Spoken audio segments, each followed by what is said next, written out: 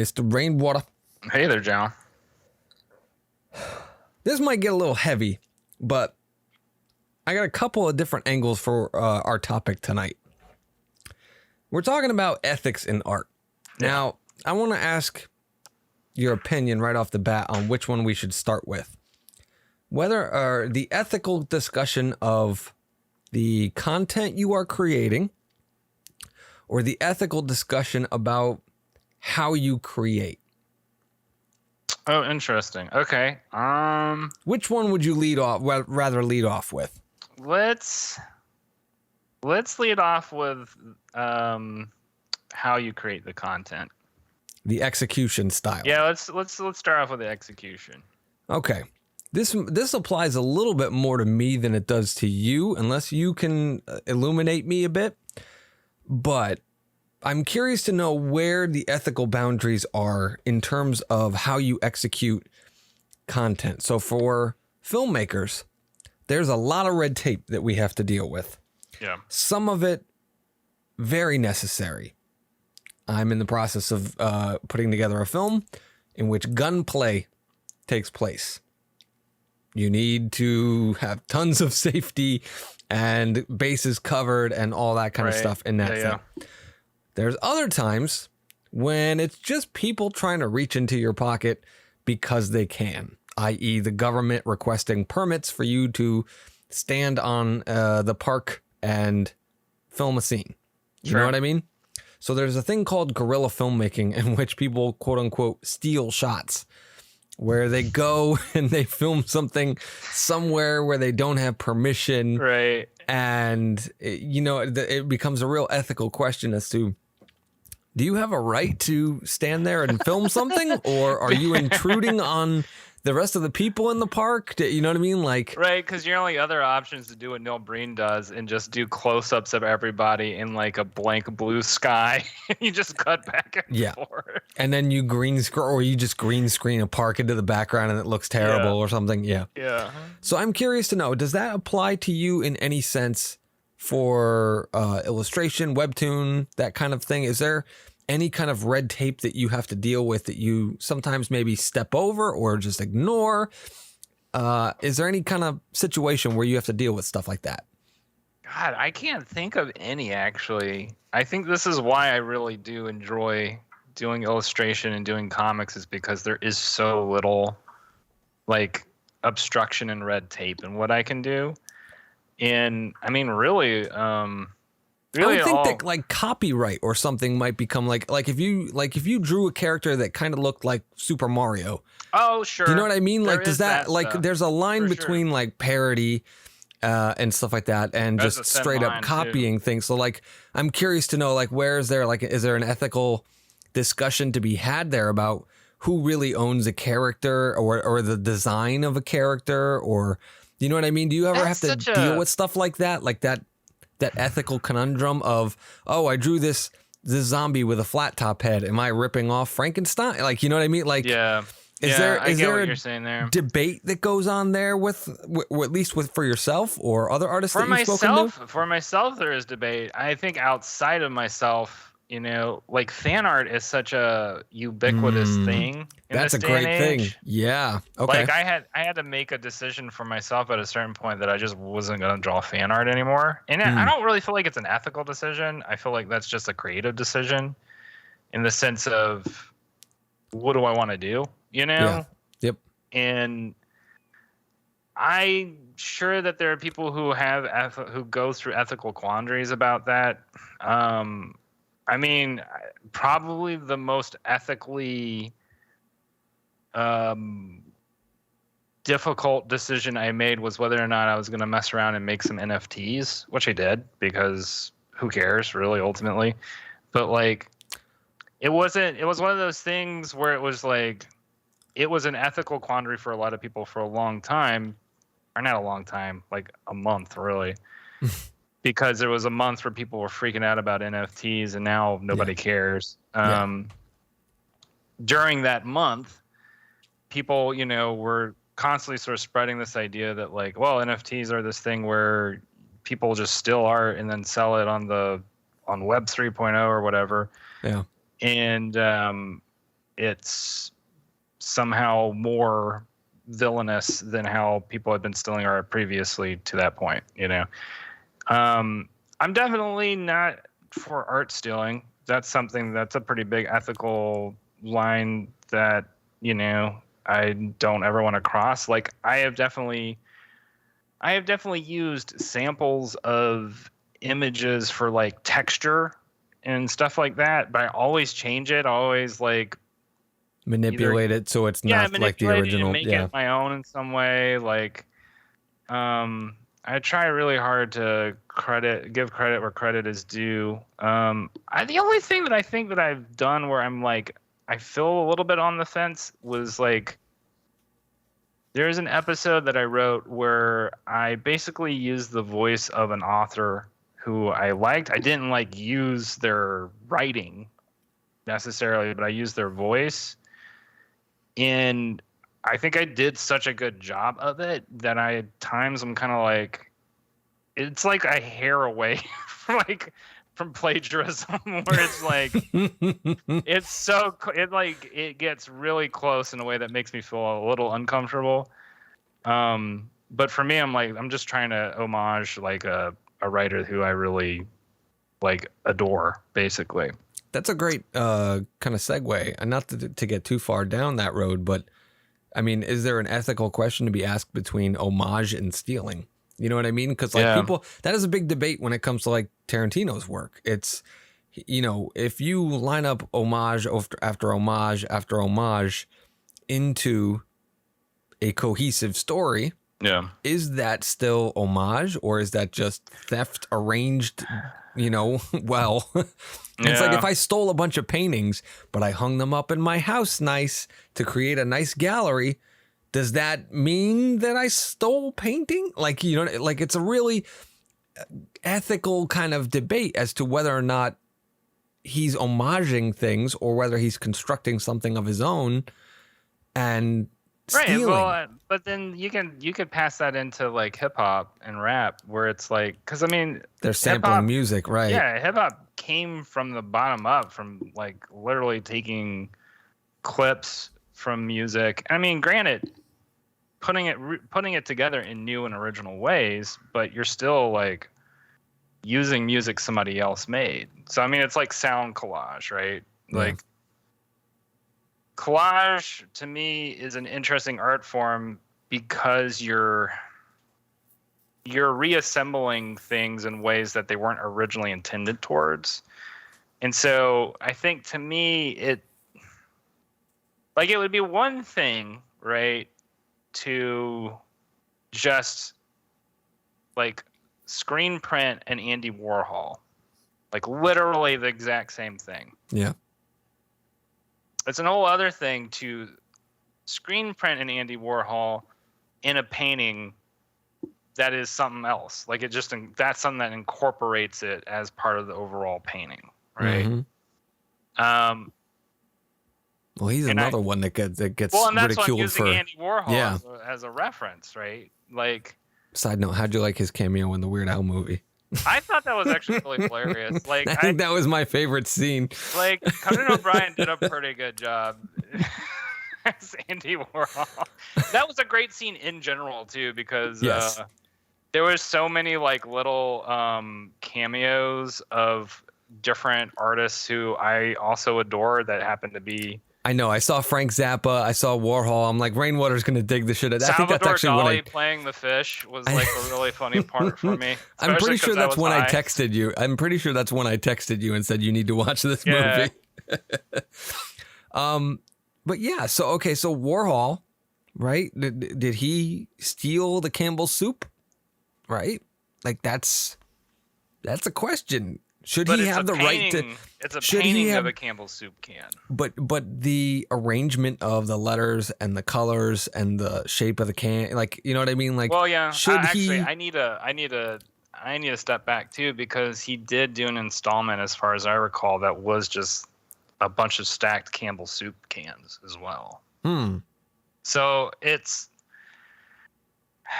sometimes I feel like the art and theft is who's willing to pay for it, and that has been often the case in gallery type art and in fine art, right?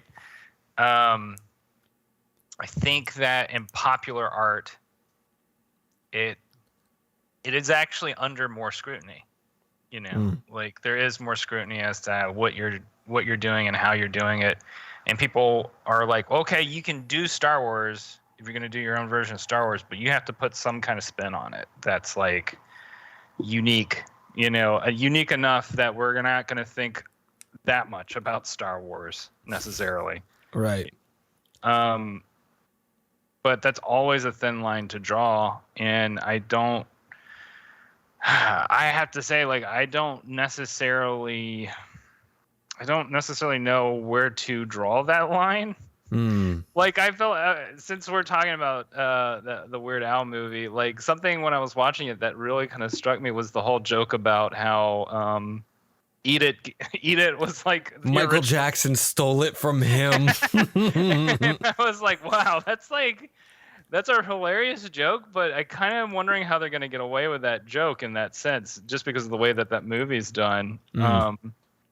Like that almost in a sense feels like a kind of theft if you take it too seriously, right? Which I feel like makes part of that movie so funny is that it treats itself really serious, and that reflects really our time because everybody takes everything so serious. Yeah.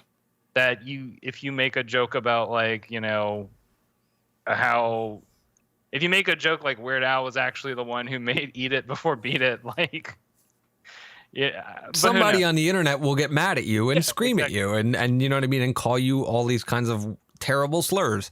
Yeah. No, absolutely. We live in a gasoline fueled world. But yeah, no, so like it's really something that I was been kind of pondering lately as I put together my short film, which is, when's the right time to step across a line that someone else drew? You know what I mean? Yeah. It's like other people have determined how you can behave, how you can express yourself, how you can create.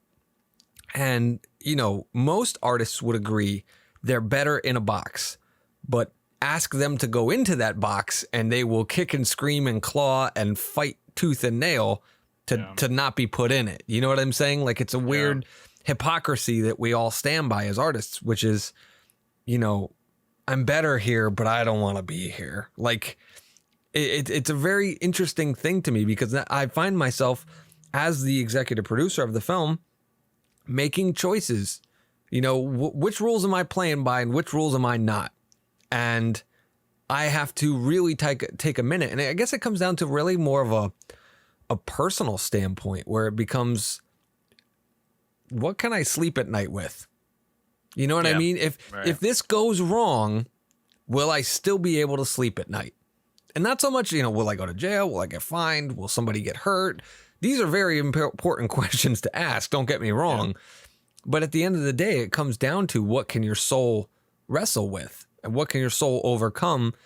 And what do you believe in terms of, what was put in as a correct safety guideline or what's morally right versus others taking advantage of artists who are already fucking, let's admit it, most of us are bottom feeders. We don't have money to be throwing around like this. Yeah. Right.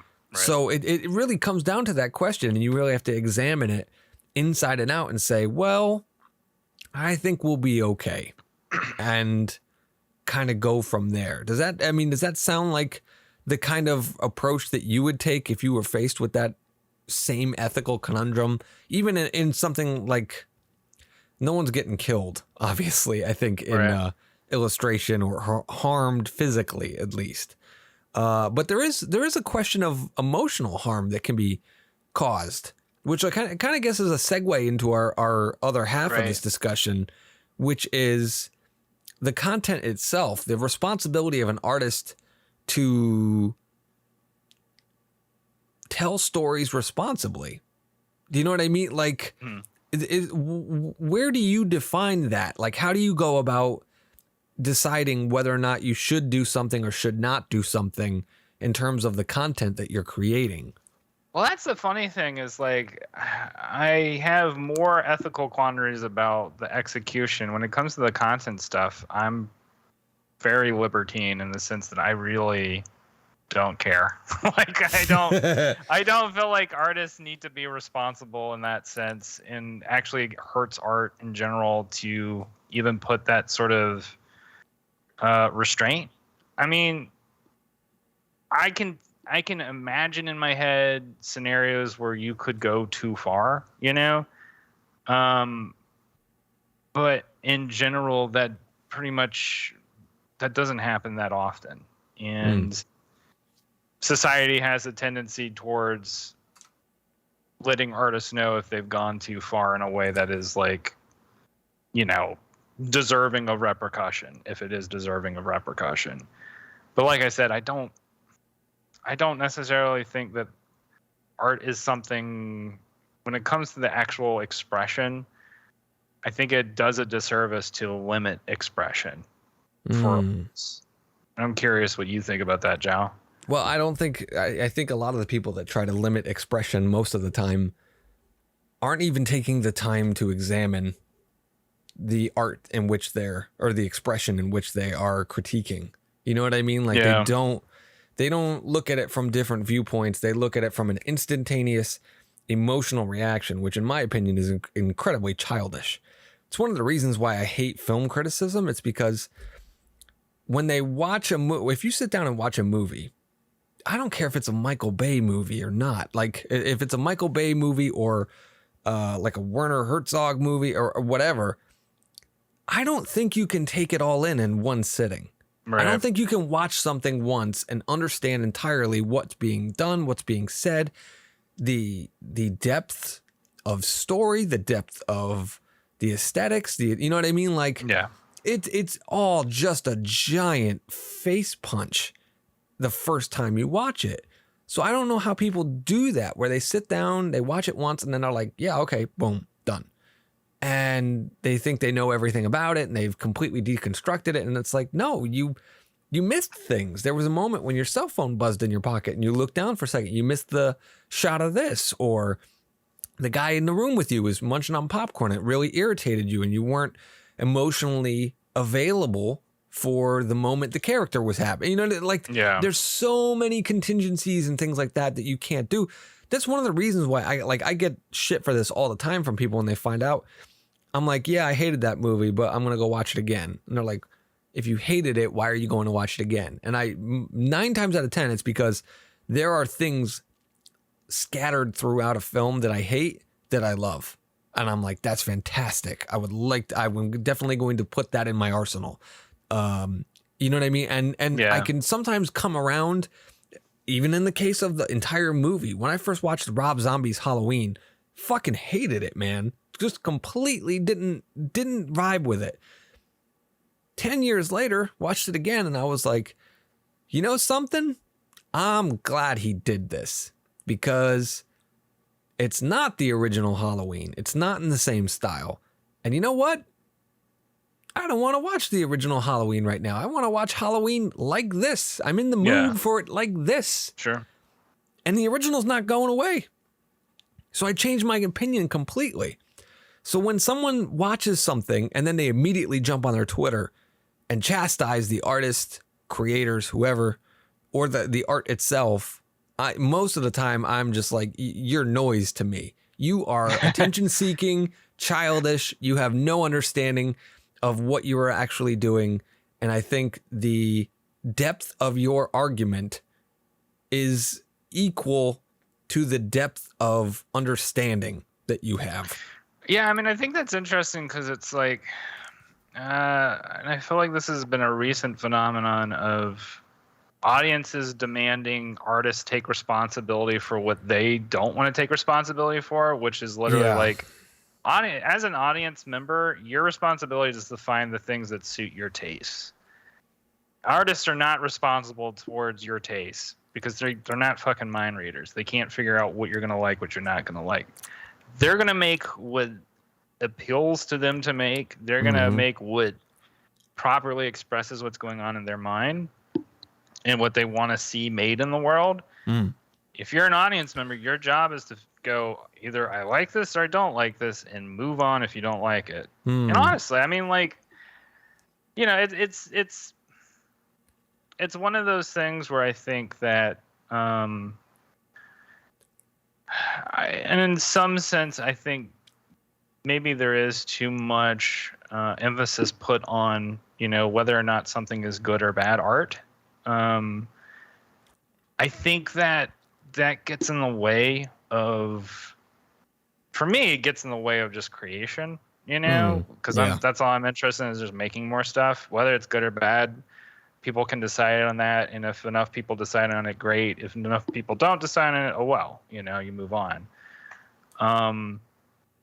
As somebody who, like, you know, if I'm watching a movie or listening to a song, like, if I don't like it after a bit, I just turn it off and go on. And it's, you know what I mean? Like, the only movie in recent history that I'm still, like, ruminating on because I didn't like it so much was Morbius. And, like, and that it wasn't bad enough for me to write a letter, you know, to Sony, like, but it's bad enough for me to talk about it to my friends because, you know, it just annoyed me. It just annoyed the hell out of me that such a movie was made and put in a theater. Like, I resent the fact that movie was put in a theater under, like, the Marvel banner, because in actuality, Marvel has actually had consistently pretty decent quality movies for a while. They're solidly constructed, but they can be bland and kind of boring at times. But they are always solidly constructed. They're never, what is the word? Like, I had been eating at Subway for years, and then suddenly I went to Subway, and they were like, "We've got raw tuna. I hope you like it." And I'm like, "No, I don't. Please, no." Something that just doesn't make sense. No, I agree. See, I have the opposite reaction to that. I like what you said about, you know, if you don't like it, you move on, right? Yeah. I can sometimes move in the other direction with that, where, yes, if I don't like something that I don't feel I'm capable of doing, I will move on, right? So, like you pointed out, music. I do not have a musical bone in my body. As far as I know, I've never really tried, other than my failed hip hop career in high school. Yeah, but you tried, so that's the important part. I guess. But see, that's what I'm getting at is, if I don't like something, sometimes when I walk out of a movie that I fucking hate, like I hate that I wasted 2 hours and $10 of my life. Yeah, right. I will come out of that movie going, I need to make a fucking movie because I'm sick of this shit. I'm sick of seeing this. I need a movie made the way I want to see it. And it's very inspiring to me. Maybe spiteful is the better word. But I'm very inspired to just get to work and start doing stuff. Yeah, I have that reading comics. I definitely do. I bought a comic recently that I was really looking forward to because I really liked the artist, and then I read it and I was like really disappointed. And then I had this feeling of like, well, I can at least, I may not be able to draw as good as this guy, but I can tell a story better than him. Yeah, you know, and that's like it is an interesting and really kind of validating feeling, because I think it's sort of an affirmation of whatever growth, you know, you've gone through as a person, to be able to recognize that and be like, oh yeah, I could do a better job than that person. Yeah.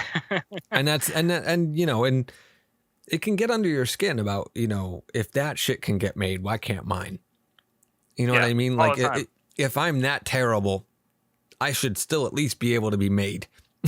I've felt that way for a while about a lot of stories that are getting made lately, where I'm just, especially reboots. Like, they're doing a reboot of Quantum Leap, and yeah. First of all, there aren't any crystals, so like, what's even the fucking point? Like, Dean Stockwell's dead, so like, what's even the fucking point there? You know, like, I just. It's one of those things where when I see something, I'm kind of reiterating what we were talking about, but I hate seeing potential wasted. Yes, that is a big thing with me as well. That's what really gets under my skin, because there are a lot of really good, I'm speaking right now on like film or whatever, but like there are a lot of really good actors out there, a lot of good directors and screenwriters, a lot of really great artists out there who aren't getting the attention that I think that they deserve, or like that I would just like to see them make their dream projects. And so much, particularly with Hollywood, so much of it is just like they're just playing everything so safe, and it's working against them long term in the sense that people are just, after a while, you just burn people out on the same old shit. And I've been starting to have these conversations with people about Marvel movies because I've been waiting for this moment to arrive where people burn out on them. And I'm starting to hear it, you know? And it started with the multiverse crap because I'm like, that's what happened in the comics. As soon as they hit the multiverse in the comics, that's when people tap out. And like that's starting to happen now with like TV, you know? So I just would love to see that Marvel money somehow arrive in the hands of like independent movie makers or like people who just have more interesting stories to tell. You know what I mean? I think that's coming. I really do. I really think, I mean, obviously it's going to have to result on how the box office performs for the movies. So I can honestly say the last several Marvel TV shows I've not watched, and I've religiously gone to see some of the movies, and even that's starting to founder. Part of me really wants to go see Black Panther 2 because I'm a giant fan of Ryan Coogler. I think as a director, he's kind of an auteur. Yeah, I think that film's probably going to be really good. I mean, I'm very curious to see how they're handling, the passing of Chadwick Boseman and all that kind of stuff. But the Marvel movies before that, like I forget what came out. I don't even know. It was Doctor Strange, I think, was the last thing. Yeah, I saw that with high expectations of how they were going to handle the multiverse, and they did not deliver. So now it's like, I don't know if I care anymore. You know what I mean? And then I saw all the behind the scenes shit that's going on with Blade. And I was like, okay, not interested in this anymore. You know what I mean? Like I was really Mahershala Ali playing Blade. All right, I'm there. And then they were like, oh, we're having director problems. Oh, we're having issues. Oh, blah, blah. All right, never mind. This is a recipe for bad. Yeah. And that passed me out. So I haven't watched any of the TV shows. I haven't watched any of the kind of recent things. I may check out the Guardians of the Galaxy holiday special only because I'm a holiday bitch. What's it called? The Star Wars TV shows, haven't really watched them at all. You know what I mean? Yeah. I think the only one that I completed was the Obi-Wan Kenobi show because I'm an Obi-Wan Kenobi nerd. But all the other shows like The Mandalorian and Boba Fett and Andor and whatever else that they've done, I haven't watched them. I couldn't care less. It's, you know what I mean? So those diminishing returns that they're going to be suffering, they're either going to have to really shake up the content that they're doing and bring in good people that make good stuff, or they're going to have to pivot and go into more original stuff because remaking doing live adaptations of the Disney princesses, there's only so many times they can do that before they run out of princesses. You know what I'm saying? Like, oh yeah, and well, they're going to do a live remake of Hercules, which I don't really understand 100%. Like I'm not interested. And I think that's the big thing. It's like, I don't care that much. Like you have your big properties, Beauty and the Beast, Snow White, Cinderella. Sure. Fucking Hercules. Like, I'll put that movie on as a kid for like my kid to watch, but he's not going to be obsessed with it. Nobody was going crazy about Hercules. Nobody was really going crazy about Mulan. And from what I can remember, I think that's when they started going downhill with the live action thing. There are a lot of, it's funny with Disney movies because I think there are movies that have cult followings. Like Hercules had a cult following. Did it really? Yeah, The Emperor's New Groove, that was another one that had a cult following. Because I was not really into either of those movies, and I knew a lot of people in high school who really liked them, and there are a lot of people. There was for a while on Twitter, people memed like Emperor's New Groove for the longest time, because whatever. I guess it was just a movie that they watched when they were kids, and it might just be for us. It might just be an age thing where we might have just grown out of Disney films around that time because they start to lose their appeal. That's true. in because like I really haven't watched a Pixar movie in a long time, not since I can't think of one either.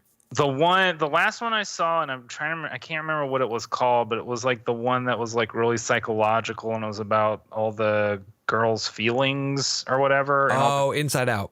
yeah, that was the last one that I watched. There's been a bunch since then. And like, I think what got me was like, as soon as because they had this really staunch policy for a long time of not doing sequels, and as soon as they were like, well, we're gonna do more Toy Story, we're gonna do a Buzz Lightyear film, we're gonna do all these other movies, I'm like, I'm out. Like, y'all have lost me. Like, I don't care anymore. So yeah, because it stopped being original. Yeah, kind of ideas where it's like, oh, here's something new. Here's a new toy, and it's like, oh, well, what can this new toy do? Oh, it can do that. That's awesome. That's awesome. And then it's like, oh, here's new Buzz Lightyear. How is this any better than the last Buzz Lightyear? Oh, it's Chris Evans and he's a real human. That's less fun. Like, you know what I mean? Like, and I'm looking at that now. Like, I know the Santa Claus TV show is coming out. That's, wrapping up Tim Allen being the Santa Claus. And it's like, well, you kind of already ran that into the ground. Like, the first movie is a holiday classic. The second one kind of straddle the line between good and bad. The third one just fucking, don't get me started. See, like, my thing is I feel like on a certain level that kind of stuff is unethical because you are starving out new original ideas in the hopes that you have a better probability of making more money on old ideas that maybe you're putting a fresh spin on or whatever. But like, 9 times out of 10, it does disservice to the old ideas, and it does disservice to the creators who are participating in the old ideas because their framework is not rigged for those old ideas. Their framework is rigged for whatever new ideas that they have that aren't properly getting expressed. Like, well, you said a key word, the probability of like financial return. Yeah. Movie studios have bills just like the rest of us. Yeah. So when they have to do a remake or a sequel or something like that, that's the wedding videos of major Hollywood studios. You know what I mean? That's the city council meeting that they got to do to make sure people get food on their table. Now, there's an argument to be made that some people are getting too much of the money that these big hits are making, and some of the people that are participating are not. Like, the boom operator is not making as much money as Robert Downey Jr., and I assure you that if that movie sounded terrible and you couldn't hear Robert Downey Jr., that movie would not nearly make as much as, you know what I mean? So it really comes down to the question of like, is there a financial issue with the way that profits are disseminated on artistic works? Well, here's the other thing is like, in regards to Disney, there was a time,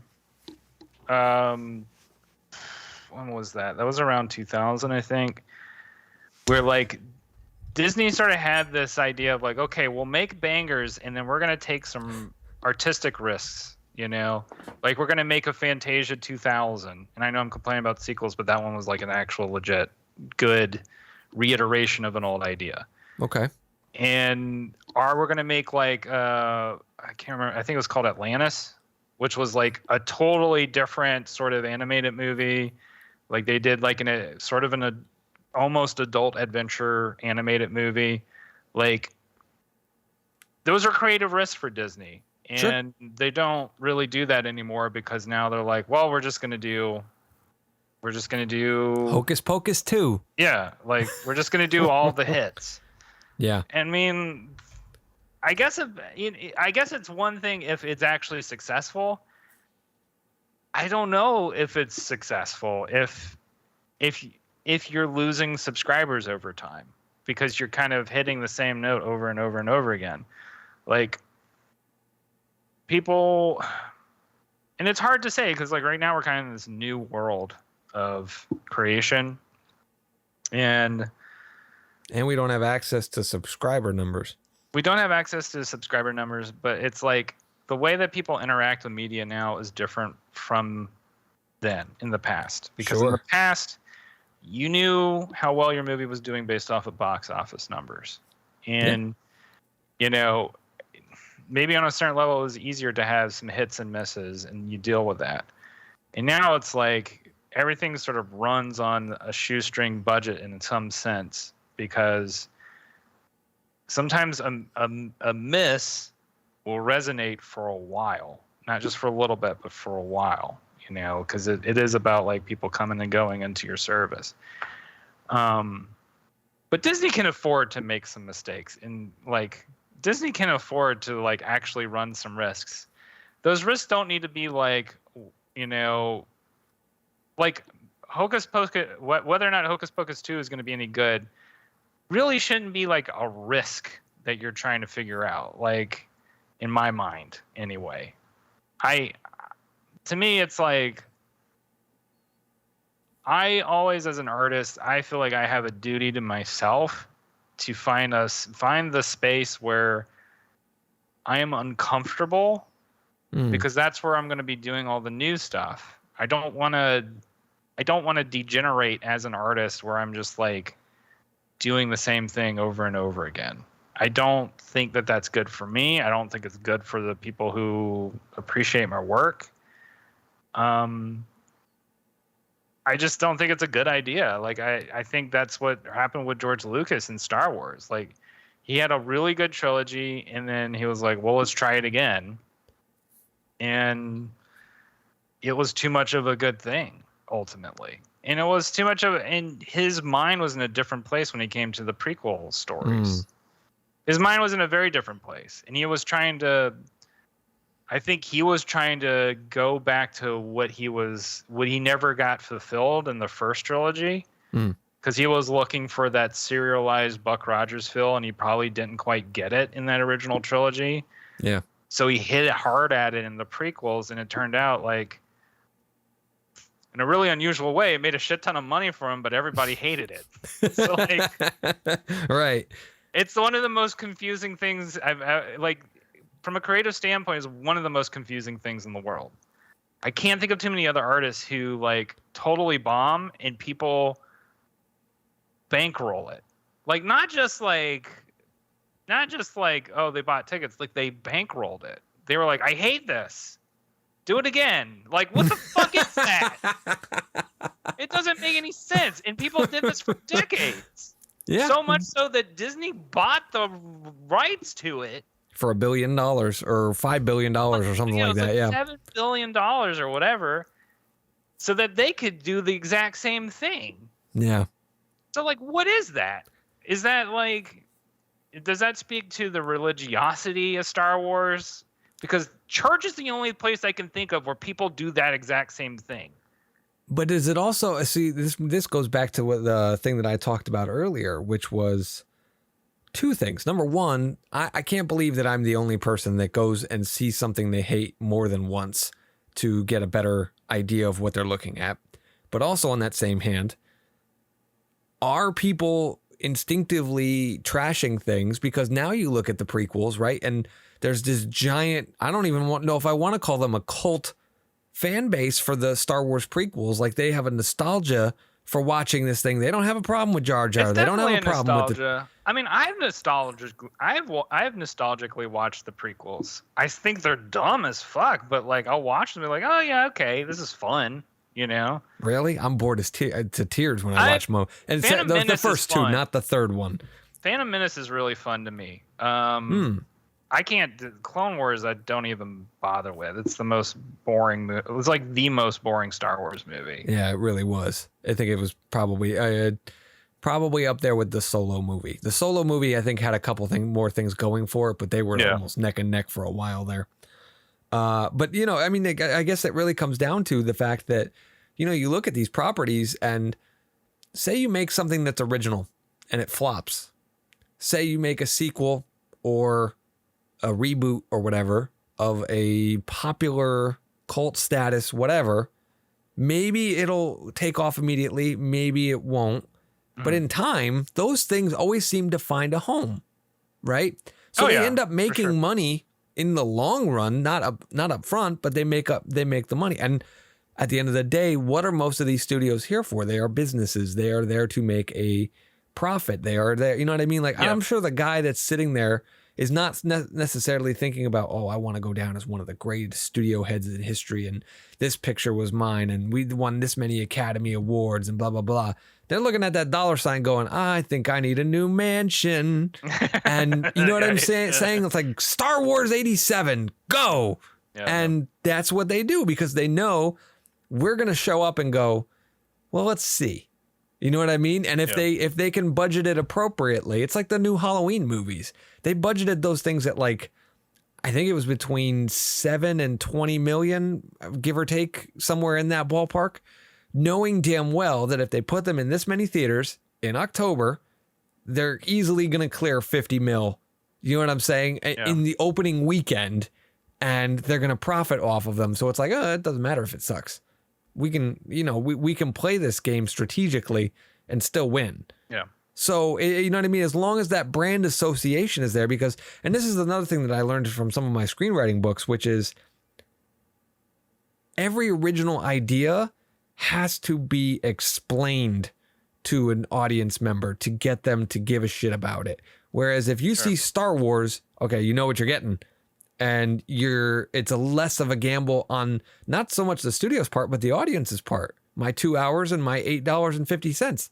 Do I want to go see this weird art film that looks kind of like Bullet Train or something? I don't know what this is about. Or do I want to go watch Fast and Furious 8?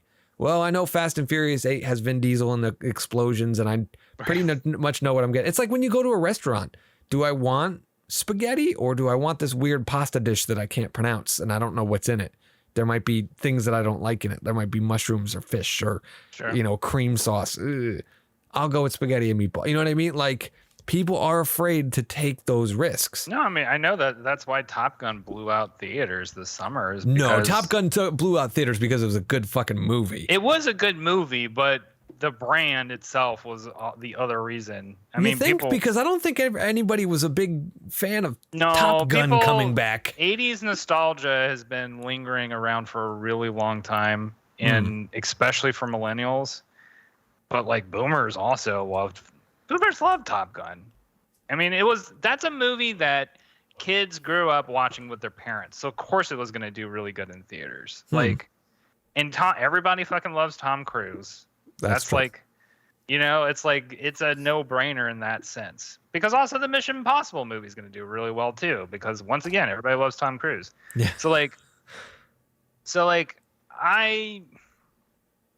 I'm not, and I shouldn't look. I'm not trying to decry all sequels. Like, if you can do it good, do it good, right? Right. If you can make a good movie, make a good movie, no matter what the premise is. I just think that I think that if I were a studio and I made boatloads of money, I would look at the responsibility that I have towards the future of the art form and say, okay, what sort of tilling of this garden do I need to do right now to prepare the way for the future so that we don't end up like over harvesting and depleting the soil?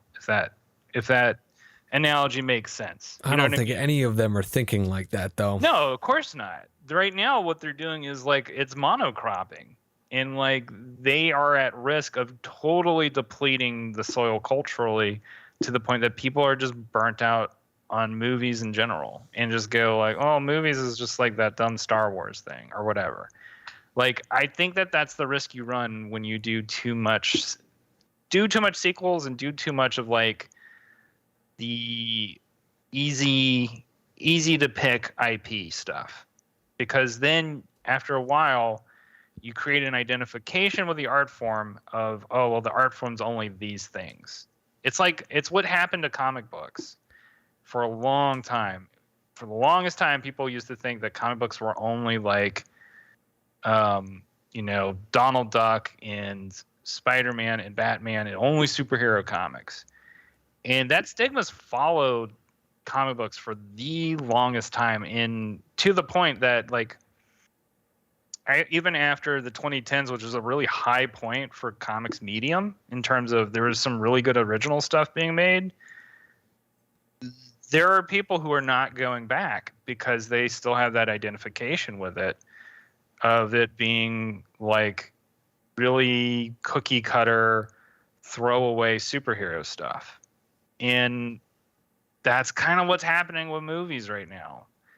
And I'm not saying like it's the death knell or at all, but like you're gonna have a cycle of complete depletion, like just complete barren, just a barren fucking landscape for the art form, and that's my concern.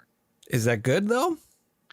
I mean, I've been reading. Something's got. If it all falls apart, then it can be rebuilt somehow with new toys and new movies and new ideas and new artists. And based on the I Ching, like that is the natural way of things. If you take a thing all the way to its limits, it will collapse and then it will regrow over time. But nevertheless, I feel like I want to make that prophetic warning to everybody out there, because don't be surprised. It still sucks, and it makes it more difficult to get back to where it could have once been. But for the most part, sometimes, it's that idea that death is necessary, right? It's not, it's a scary thing. It's an unknown thing. It's a painful thing, but it's necessary. And I'm okay with that. I think if movies die, I'm happy, because that's an opportunity in my mind to lead the revolution. You know what I mean? Like, let it be dead for a year or two, and then fuck it. Jow films? What the fuck is this? Where'd this guy come from? A man with a dream and a couple of bucks and a camera made a movie, and then all of a sudden everybody wants to go to the movies. You know what I mean? Like, it doesn't have to be me, but I'm just saying, like, that's an opportunity for all artists. It goes back to what you were talking about, that ethical idea of not doing fan art anymore. That's one of my favorite things that I think to myself all the time. I watch all these people doing fan films and stuff. Fan films, not just fan art, fan films. Yeah. And I think to myself, a lot of times they're in the horror genre, right? Doing like Michael Myers, or more often than not, Friday the 13th, Jason Voorhees. And I think to myself, you guys know you could have made a horror movie with your own horror villain, right? A short film. And it would have, you could have made something your own. Yeah. And you could have created, and you could have built off of that. And you know what I mean? Like, you could have stamped your name onto something, as opposed to stealing from somebody else's successes and created. And I look at stuff like that, I get so frustrated, and I'm like, that is why I will never make a Scream fan film. I'm a giant Scream nerd, but I will not make a Scream fan film, because I have Roger Jackson's voice on TikTok, I have a Ghostface costume, cell phone, and a couple of teenagers who are actors. Done. Like, it's easiest thing to do in the world. And I could write it well. I could plot it well. I could do all that. But you know what? Isn't it better to make Haunted? Isn't it better to make something new, something fresh, something that's going to stand out and elevate the genre and get people excited about something? You know what I mean? Like, that to me is exciting. That's an opportunity. So I'm ethically, I look at things like that and I'm just like, you go ahead and you do your fan film, because no offense, when I step on you on my way to the top, don't say that I didn't warn you, because you had the opportunity and you squandered it. Yeah. That's the kind of way that I'm looking at things now. So that's why, I'm making a short film for something else, and I'm doing this, I'm doing that. I'm trying all these things, but I am not regurgitating things that I have already seen. I am reinterpreting, I am creating, I am pulling from various sources and inspirations just to see what I can come up with. And I go, and it's like you talk about, I'm going places where I'm scared. I sent out this script of this film that I'm going to be making called Madison's Way. And it's kind of edgy in terms of the topics that it covers, because I don't want to say it gives a voice to incels, but it definitely listen to me. It definitely, in a sense, humanizes them, because it's very easy to paint those people with very broad brush. And as a guy myself, who's not the best looking dude, and you know what I mean? Like, I had trouble with getting attention from women. Like, I've understood some of the struggles that these guys might have deal with. So I put them into a fucking script, and I sent it to actors. I sent it to cinematographers, special effects people, etc. Chewing on my fingernails like, oh, they're going to turn me down because this is too, I'm making too much of a case for the bad guy in this. And they've all come back to me. Every single person who has read the script has come back to me and said, this is great. This is really like thrilling, because I don't necessarily paint them as good people. I paint them as human beings. Right. And there's a difference between the mustache twirlers and a human being. You know what I'm saying? Like a cartoon character and an authentic human being. And I felt like that authenticity that I lent them through my own struggles makes it more dangerous, makes it more thrilling, makes it more interesting, makes it more fun, makes it more special. And I'm finding myself thriving in the area where I was so scared to go. And I think that's something that I think ethically a lot of people need to start thinking about. I think it's about that gamble of, I am going to break a rule, or I am going to go against the norm, or I am going to go somewhere where I don't know the outcome. That ethical study that you have within your soul artistically, whether it's the execution or the content, success is over there in the dark. You know what I mean? Yeah, and that's where I kind of feel like this discussion needs to kind of wrap up, where it's like ethics are, I don't know how to quantify it. Do you know what I'm trying to say? Well, that's the thing, is like you have your own ethical code to yourself as an artist. Right. And then the societal ethical code is something totally different. And as an artist, form your own ethical code first, and don't worry about what society thinks. Insofar as like you're not hurting anybody. You know what I mean? Like, yeah. There are always limitations to everything, but I mean, like I said, form your own ethical code first, because that is where that is the soil from which all of your creativity emerges. You know, like that is not an easy thing to figure out. But you need to start from basically like, okay, what do I want to do? What am I willing to do? What am I not willing to do? What do I think presents my strengths best, and what hides my weaknesses best? Or, you know, what presents my weaknesses in the best ways also is a potential way of looking at it. Like, you have to, it is sort of a style, right? Like, in some sense, style is also an ethical code. It is a set of principles by which you behave from, basically. So anyway, that's pretty good to me. Extent of my thought in regards to it. That's pretty good to me. So we'll wrap up there. Thank you, everybody, for tuning in for our discussion on ethics. Just as a wonderful heads up to you wonderful listeners. November is going to be another month of spotty episode drops because me and Mr. Rainwater are pretty busy. Holidays are coming up, but I think right around December, I think we'll probably get back into our groove. But we are coming up on our anniversary. We've been doing this for almost 2 years now, I think in another week or two, which is insane to think about. But thank you guys for listening, and I hope you guys will stay tuned and keep following us. I'm off Twitter now, so you can't follow me there anymore. So if we're not doing an episode, there just won't be one on the up. You'll just have to check out next week and see if something pops up. So keep a weathered eye on us on whatever platform you're listening on. But we'll be around, and we'll go from there. Mr. Rainwater, you got anything to add? No, that's all. Cool. We out.